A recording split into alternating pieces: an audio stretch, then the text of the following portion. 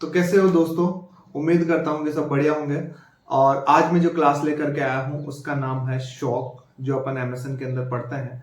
Actually में जब ये शॉक नाम जो आता है वो आप सभी को पता है, जो एम्स का एक पेपर वगैरह दे रहे हैं या फिर जो अभी कॉलेज वगैरह जो चल रहा है, ये जो टीचर्स पढ़ाने जाते हैं तो कहीं ना कहीं जाकर के ऐसा हो जाता है कि यार ये तो कुछ थोड़ा सा टॉपिक जो है वो थोड़ा कॉम्प्लेक्स है, बच्चों को क्या पता समझ में आएगा कि नहीं आएगा।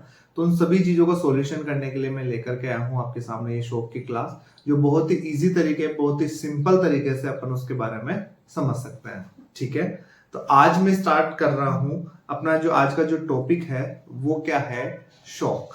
ठीक है, अब शॉक की सबसे पहले अगर अपन बात करते हैं तो शॉक में क्या होता है कि अगर हमारा जो हार्ट है उसको अगर प्रॉपर मात्रा में ब्लड फ्लो करने के लिए नहीं मिलेगा या उसको ब्लड नहीं मिलेगा तो उस कंडीशन को अपन बोलते हैं क्या, शॉक। ठीक है, अब ये जो शॉक है उसका कई काम हो सकते हैं, कई दिक्कतें हो सकती है, कई कारण हो सकते हैं।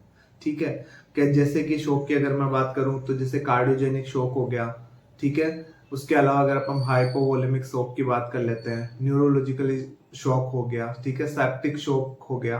तो इस तरह के बहुत सारे शॉक होते हैं और हम उन्हीं शॉक में से सबसे पहले जो पढ़ने जा रहे हैं, मोस्ट कॉमन टाइप ऑफ जो शॉक है वो है हाइपोवोलेमिक शॉक। ठीक है, तो अपन बात करेंगे आज किसके बारे में, हाइपोवोलेमिक शॉक के बारे में।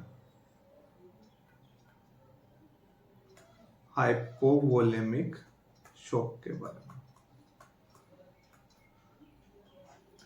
ठीक है बच्चों, अब आपको पता है कि मैंने अब यहां पे लिखा है हाइपोवोलेमिक शॉक। हाइपोवोलेमिक शॉक का क्या मतलब हुआ कि इसके अंदर हाइपो से ही अपन को पता चल रहा है, क्या पता चल रहा है, हाइपो मतलब कम।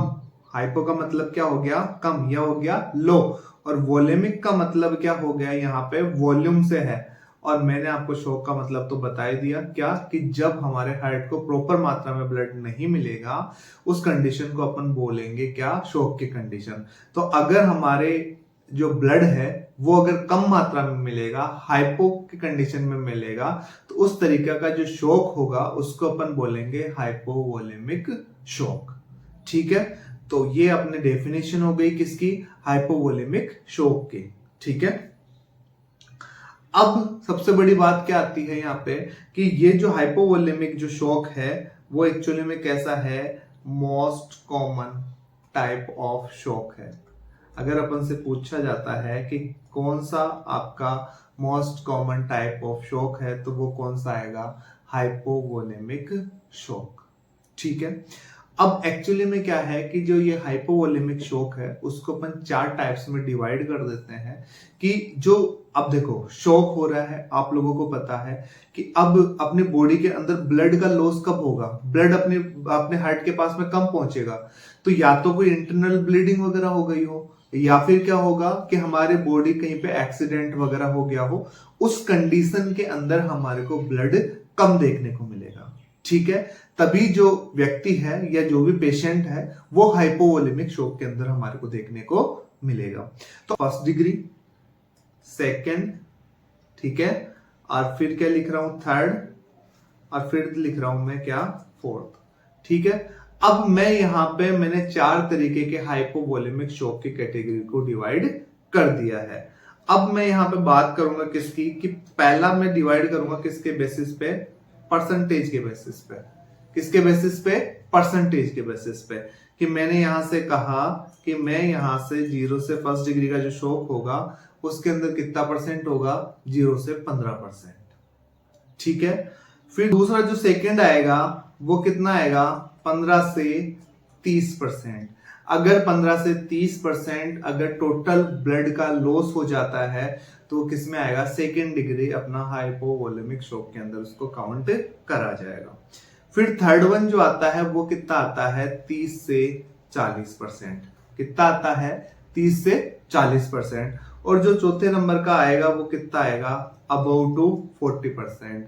अगर किसी भी व्यक्ति का 40% से ज्यादा अगर ब्लड लॉस हो गया तो वो किसके अंदर आ जाएगा, अपने फोर्थ डिग्री हाइपोवोलेमिक शॉक के अंदर हमारे को देखने को मिलेगा। ठीक है, अब दूसरा मैं जो इनका चारों का जो कैटेगरी डिवाइड कर रहा हूं वो डिवाइड कर रहा हूँ, ये इसको समझाने के लिए किसके अंदर ले रहा हूँ, वॉल्यूम में। कि सर हमारे को पता तो चल गया कि ठीक है चलो 0 से 15 डिग्री का तो फर्स्ट डिग्री का हो गया, 15 से 30 का सेकंड डिग्री का हो गया, ठीक है, और 15 से 30 का किसका हो गया, सेकंड डिग्री का, और 30 से 40 का कौन सा हो गया, थर्ड डिग्री का, और 40 से ज्यादा का अगर होगा तो फोर्थ डिग्री का। तो हमारे को सर वॉल्यूम में बताइए। तो वॉल्यूम में एक्चुअली में यहाँ पे क्या होगा कि वॉल्यूम के अंदर अगर मैं बात करूं तो 300 से अगर 500 ml अगर इधर बॉडी के अंदर से ब्लड निकलेगा तो उसको फर्स्ट डिग्री हाइपोवोलेमिक शॉक अपन बोलेंगे, ठीक है। दूसरा 500 से कितना होगा, अगर 1000 ml अगर उसका ब्लड लॉस हो जाएगा तो उस कंडीशन को अपन बोलेंगे सेकेंड डिग्री हाइपोवोलेमिक शॉक। अगर किसी व्यक्ति का 1000 से 1500 ml अगर निकल जाएगा तो उसको अपन क्या बोलेंगे, थर्ड डिग्री हाइपोवोलेमिक शॉक। और अगर उसका 1500 से 2000 का अगर लॉस हो जाएगा, मतलब 1.5 लीटर से अगर 2 लीटर उसका ब्लड लॉस हो जाएगा तो उस कंडीशन को अपन क्या बोलेंगे, फोर्थ डिग्री हाइपोवोलेमिक शॉक। ये अपन लोग यहाँ पे पढ़ चुके हैं, ठीक है। आपको समझ में भी आ गया होगा हाइपोवोलेमिक शॉक क्या होता है, उसके कितने प्रकार के अपन कैटेगरी में उसको डिवाइड कर सकते हैं, कितने कितने के हिसाब से उसको फर्स्ट डिग्री बोलेंगे, सेकंड डिग्री बोलेंगे, थर्ड डिग्री बोलेंगे और फोर्थ डिग्री बोलेंगे, ठीक है। अब यहाँ पे अपन और ज्यादा चेंजेस यहाँ पे क्या देखने को मिलेगा कि हम यहाँ पे देखेंगे क्या, इसकी हार्ट रेट। हम देखेंगे कि हार्ट रेट क्या होती है, ठीक है। हार्ट रेट के हिसाब से भाई अगर जैसे फर्स्ट डिग्री हाइपोवोलेमिक शॉक में आपको हार्ट रेट कितने देखने को मिलेगी, सेकंड में कितने देखने को मिलेगी, थर्ड में कितनी और फोर्थ में कितनी, ठीक है। दूसरी बात अपन बात करते हैं यहाँ पे रेस्पिरेशन रेट की, ठीक है। थर्ड डिग्री की बात करते हैं अपन, यहाँ पे क्या करेंगे, इसकी थर्ड रेस्पिरेशन रेट हो गई सिस्टोलिक बीपी, ठीक है। तो पहली चीज तो अगर अपन मैं बता दूं कि अगर आपने कभी ब्लड डोनेट वगैरह करते हो तो 300 से 500 ml आपका ब्लड लॉस होता है, ठीक है। तो उस कंडीशन में जैसे आपने फर्स्ट डिग्री का हाइपोवोलेमिक शॉक हुआ तो उसके अंदर जैसे आपका ब्लड लॉस हुआ तो आपकी जो बॉडी है वो बिल्कुल नॉर्मल फंक्शन करना स्टार्ट करेगी, ठीक है। तो ड्यूरिंग उस टाइम पे आपकी हार्ट रेट है वो भी नॉर्मल आएगी, आपकी रेस्पिरेशन रेट है वो भी नॉर्मल आएगी, आपका जो सिस्टोलिक बीपी है ये भी क्या आएगा, आपका नॉर्मल देखने को मिलेगा, ठीक है। इसके अलावा अगर अपन बात करते हैं यहाँ पे मेंटल स्टेट वगैरह की बात करें तो वो भी आपको यहाँ पे क्या देखने को मिलेगी, नॉर्मल देखने को मिलेगी, ठीक है। दूसरी बात यहाँ पे क्या देखने को मिलेगा आपको कि जो आपका यूरिन आउटपुट है, क्या है, यूरिन आउटपुट, वो भी यहाँ पे आपको नॉर्मल देखने को मिलेगा, ठीक है। इसके अलावा अगर मैं बात करूं यहाँ पे अगर अपन को कोई मैनेजमेंट करने की जरूरत है तो वो क्या है कि अपन यहाँ पे क्या उसको प्रोवाइड करवाएंगे, लिक्विड प्रोवाइड करवाएंगे। जब आप कहीं पे भी ब्लड ट्रांसफ्यूजन करने जाते हो तो वहां पे पेप्सी वगैरह कोल्ड ड्रिंक वगैरह पीते हो कि नहीं पीते, आपको फ्रूटी पिलाई जाती है कि नहीं पिलाई जाती, आप कॉफी पीते हो कि नहीं पीते, वो क्यों पिलाई जाती है, क्योंकि आपका जो ब्लड सर्कुलेशन है वो बिल्कुल सही तरीके से चले, आपकी बॉडी में किसी भी प्रकार का ज्यादा भयंकर वाला आपका हाइपोवोलेमिक शॉक नहीं हुआ है कि जिससे आपकी बॉडी पर किसी भी प्रकार का इंपैक्ट पड़े। फिर दूसरी बात मैंने आपको बताया कि सेकंड डिग्री का जो हाइपोवोलेमिक शॉक है उसमें मैंने कहा कि इसमें आपको क्या देखने को मिलेगा, 500 से 1000 ml आपको ब्लड लॉस देखने को मिलेगा। तो इसके अंदर आपकी हार्ट रेट जो है वो इंक्रीज हो जाएगी, रेस्पिरेशन रेट है वो इंक्रीज हो जाएगी, लेकिन आपका यहाँ पे जो बीपी है वो भी यहाँ पे क्या मिलेगा, आपको नॉर्मल मिलेगा। यहाँ पे ये कंपनसेट आपका यहाँ पे सिस्टोलिक बीपी देखने को मिलेगा, ठीक है। इसके अलावा अगर अपन मेंटल स्टेज की बात करते हैं तो थोड़ी सी यहाँ पे आपको एंजाइनस आपको देखने को मिलेगी, एंजाइटी देखने को मिलेगी, ठीक है। इसके अलावा अगर अपन बात करते हैं यूरिन आउटपुट की तो यूरिन आउटपुट यहाँ पे आपको डिक्रीज देखने को मिलेगा और मे बी नॉर्मल देखने को भी मिल सकता है। लेकिन अब यहाँ पे आपको लिक्विड जो दिया जा रहा था, इसमें तो कौन सा दिया जा रहा था आपको, ओरल वाला, लेकिन यहाँ पे आपको ओरल के साथ में आपको यहाँ पे RL और NS और दिया जा सकता है। अगर आपका ब्लड लॉस ज्यादा है, हाइपोवोलेमिक शॉक सेकंड डिग्री के अंदर अगर आप आते हैं, तो आपको यहाँ पे ओरल लिक्विड के साथ में आईवी फ्लूइड वगैरह भी आपको प्रोवाइड करवाया जाएगा। ठीक है। थर्ड वन की अगर अपन बात करते हैं, तो थर्ड वन में मैंने आपसे कहा कि 15,000 से 1500 ml आपका ब्लड लॉस जो होता है ड्यूरिंग उस टाइम पे आपको क्या देखने को मिलेगा यहाँ पे कि आपकी जो धड़कन है वो तो आपको इंक्रीज देखने को मिलेगी, साथ में आपको रेस्पिरेशन रेट भी देखने को मिलेगी। अब एक चीज बताइए, जब आपके पास में ब्लड आ रहा ही नहीं है तो क्या होगा, आपको जो सिस्टोलिक बीपी है वो भी क्या देखने को मिलेगा, डिक्रीज देखने को मिलेगा। ठीक है। दूसरी बात क्या है कि आपकी जो मेंटल स्टेट है यहाँ पे आपको थोड़ा सा क्या दिखेगा, कंफ्यूजन की कंडीशन आएगी। कैसी कंडीशन आएगी, कंफ्यूजन की कंडीशन आपको देखने को मिल सकती है। उसके अलावा अगर यूरिन आउटपुट की बात करें कि जब अपने बॉडी में है ही नहीं, लॉस हो चुका है, तो सीधी सी बात है क्या होएगा, जाएगा। तो यहाँ पे यूरिन आउटपुट आपको कम देखने को मिलेगा। मैनेजमेंट की अगर अपन यहाँ पे बात करें तो आपको RL NS तो देंगे ही देंगे, साथ में आपको ब्लड भी ट्रांसफ्यूजन हो सकता है। ठीक है। आपको क्या हो सकता है कि आपको यहाँ पे RL NS के साथ में 1-2 यूनिट आपको ब्लड चढ़ाना पड़ सकता है। लेकिन अगर अपन फोर्थ वन की बात करें तो यहाँ पे आपको क्या देखने को मिलेगा कि यहाँ पे आपकी जो हार्ट रेट है वो बढ़ी हुई है, रेस्पिरेशन रेट आपको बढ़ी हुई मिलेगी। दूसरी बात, सिस्टोलिक बीपी है वो क्या हो जाएगा, आपका डिक्रीज हो जाएगा। यहाँ पे मेंटल स्टेट की बात करें तो आप किस में चले जाओगे, कोमा की कंडीशन में चले जाओगे। इसके अलावा यूरिन आउटपुट है वो बिल्कुल नील के बराबर आपका हो जाएगा। लेकिन यहाँ पे अगर अपन मैनेजमेंट की बात करें तो यहाँ पे आपको मैसिव ब्लड ट्रांसफ्यूजन छड़ाने की जरूरत पड़ेगी कि आपका अगर 2 लीटर से ज्यादा ब्लड वॉल्यूम अगर आपका लॉस हो जाता है तो आपको मैसिव ब्लड ट्रांसफ्यूज करने की जरूरत पड़ेगी। आई होप हाइपोवोलेमिक जो शॉक है उसकी चारों स्टेज के बारे में आपको समझ में आया होगा। ठीक है। अब अपन बात करते हैं आगे के टॉपिक के बारे में। यहाँ पे बहुत सारे बच्चों के एक थोड़ा सा कंफ्यूजन होगा यहाँ पे कि सर ब्लड लॉस होता है तो आपका धड़कन क्यों बढ़ता है। ठीक है। तो उसके लिए भी मैं बताना चाहूंगा कि जब आपका क्या होगा, यहाँ पे ब्लड लॉस आपको देखने को मिलेगा तो यहाँ पे आपका जो सिंपैथेटिक जो सिस्टम है वो क्या हो जाएगा, यहाँ पे एक्टिव हो जाएगा। क्या हो जाएगा, सिंपैथेटिक सिस्टम जो है वो आपका यहाँ पे एक्टिव हो जाएगा। उसकी वजह से आपका एडीआर का सिक्रेशन क्या हो जाएगा, यहाँ पे बढ़ा हुआ मिल जाएगा। अब आप मुझे ये बताइए कि एड्रेनलिन का अगर सिक्रेशन बढ़ेगा तो आपकी बॉडी के अंदर धड़कन तो सीधी सी बात है क्या होगा, बढ़ी हुई देखने को मिलेगी। ठीक है। दूसरी बात क्या है यहाँ पे कि जैसे ही आपने ब्लड ट्रांसफ्यूजन के बारे में समझ लिया कि किस किस कंडीशन में अपन को क्या क्या इसका मैनेजमेंट करना है, तो यहाँ पे अपने पास में एक बात आई है, क्या, मैसिव ब्लड ट्रांसफ्यूजन।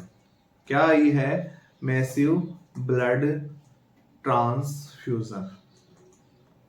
ठीक है।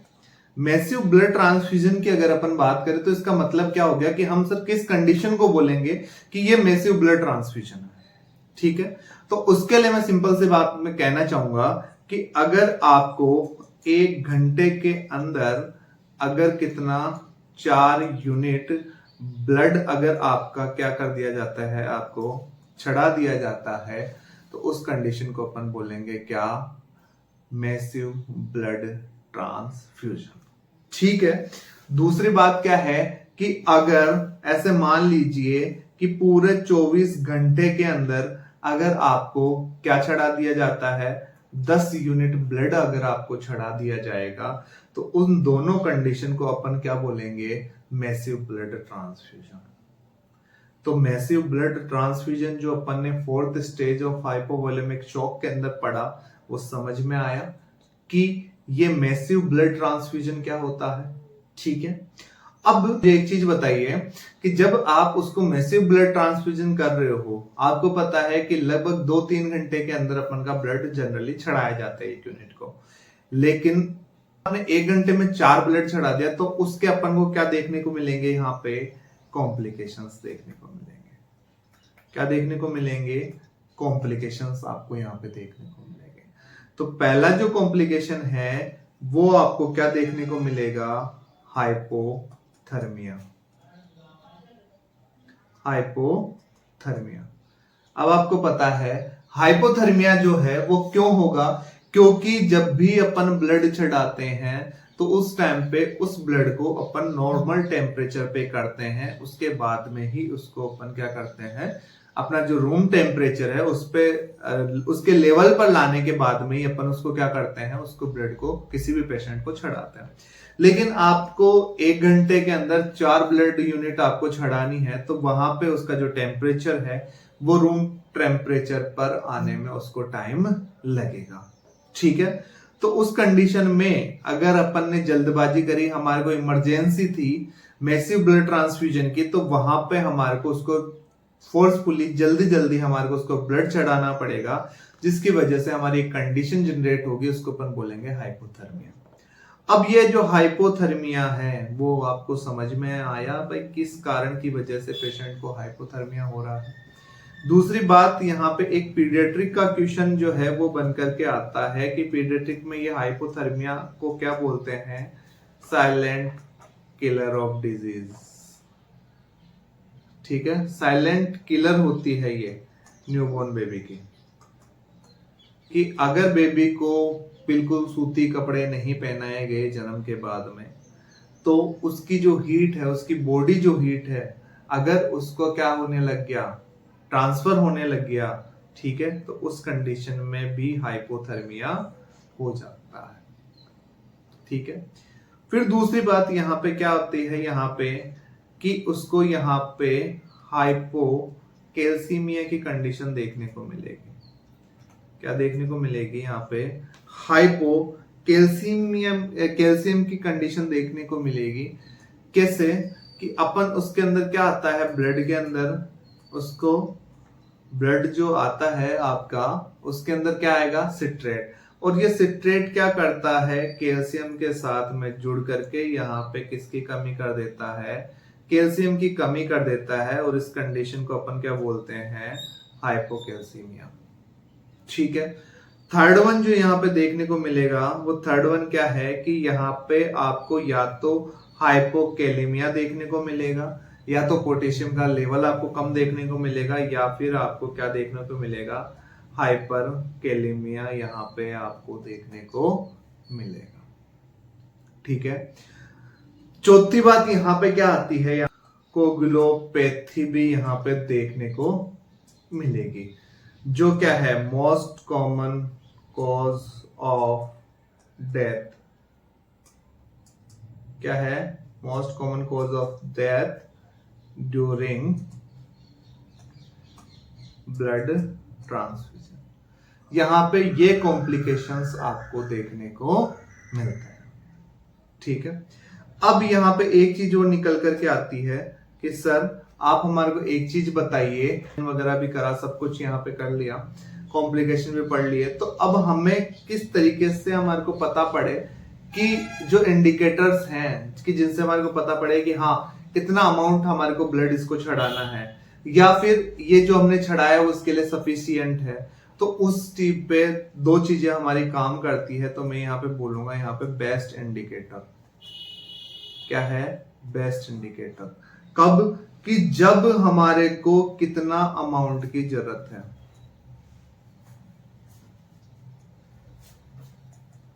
अमाउंट ऑफ ब्लड की रिक्वायरमेंट अगर हमारे को जाननी है तो उसके लिए हमारे को देखना पड़ेगा किसको?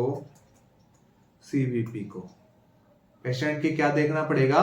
सीवीपी को यहां पे देखना पड़ेगा, जिसका मतलब होता है सेंट्रल वीनस प्रेशर। अगर आप ये सेंट्रल वीनस प्रेशर अगर चेक करते हैं तो डॉक्टर जब भी आएगा वो नर्स से पूछेगा कि इसका सीवीपी क्या है, तो उसके हिसाब से हमारे को उसको ब्लड चढ़ाना पड़ेगा। दूसरा क्या है यहाँ पे उसका, कि यहाँ पे उसको क्या देखने को मिलेगा कि हाँ जो आपने ब्लड चढ़ाया क्या वो सफिशियंट है, तो उसका पता कैसे चलेगा आपको, यहाँ पे अपन उसको देखेंगे कि उसका क्या यूरिन आउटपुट, क्या देखेंगे यहाँ पे उसका यूरिन आउटपुट, यहाँ पे अपन उसको चेक करेंगे। आई होप ये क्लास आपको समझ में आई होगी, और मैं आपसे कहना चाहूंगा कि इसके बारे में अगर आपको ये क्लास समझ में आती है तो प्लीज आगे के लिए कमेंट करें, तो मैं जो न्यूरोजेनिक शॉक है, कार्डियोजेनिक शॉक है, ठीक है, उसको हाइपोवोलेमिक शॉक से कंपैरिजन किस तरीके से अपन कर सकते हैं, सेप्टिक शॉक को किस तरीके से कंपैरिजन कर सकते हैं, क्या क्या कंडीशन उसमें देखने को मिलेगी, उनके बारे में भी अपन इसके अंदर डिस्कशन कर लेंगे, ऐसा कोई इशू नहीं है। लेकिन ठीक है, तो तब तक के लिए बहुत बहुत धन्यवाद दोस्तों, क्लास को पूरी देखने के लिए बहुत बहुत धन्यवाद। अपने दोस्तों, अपने टीचर्स वगैरह के साथ इसको शेयर करें। अगर आपको इसका नोट्स वगैरह भी चाहिए तो आप मेरे जो नीचे दिए गए टेलीग्राम का जो लिंक है उसके अंदर आप आकर के ज्वाइन हो जाइए। तब तक के लिए जय हिंद, जय भारत, मिलते हैं अगली क्लास के साथ में। Thank you.